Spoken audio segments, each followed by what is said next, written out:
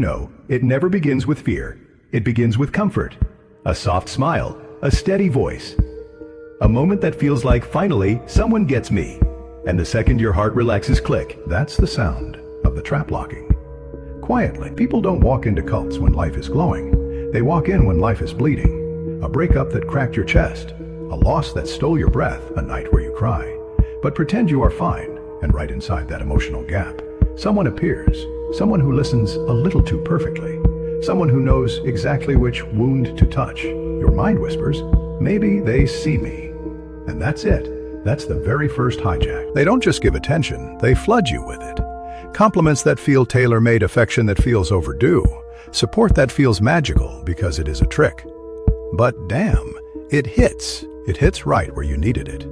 Your brain drinks that praise like water in a desert. Warmth you've been starving for, and before you know it, you're bonding with a mirage. A beautiful, well-crafted, dangerous illusion. They isolate you quietly, not violently. One whisper at a time. Your family just doesn't understand. Your friends, they're holding you back. Only we see the real you. Piece by piece, your world shrinks, your connections fade, and their voice becomes the loudest, sometimes the only. Voice in your head, that's when the walls close in, not with force, but with comfort. They don't want the old you. They want the reprogrammed version. New morals, new fears, new language, new rules. And slowly, you stop asking, what do I think? And start asking, what will they think? That's not guidance. That's psychological surgery, taking out your identity and stitching in theirs. This is where the cage tightens. Fear, shame, guilt, silence, then praise, belonging, love, warmth, push, pull,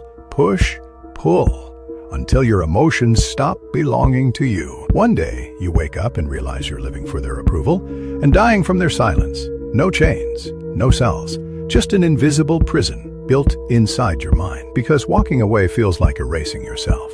Not your body, your identity. The identity they stitched into you. You stand at the edge thinking, if I leave, what's left of me? And that fear, that deep, shaking fear, is exactly why people stay longer than they ever thought possible. Cults don't kidnap your mind in one strike. They take it piece by piece, through warmth, through acceptance, through the promise of family. And that's why you need to understand this, because the most dangerous prisons don't look like cages. They look like home.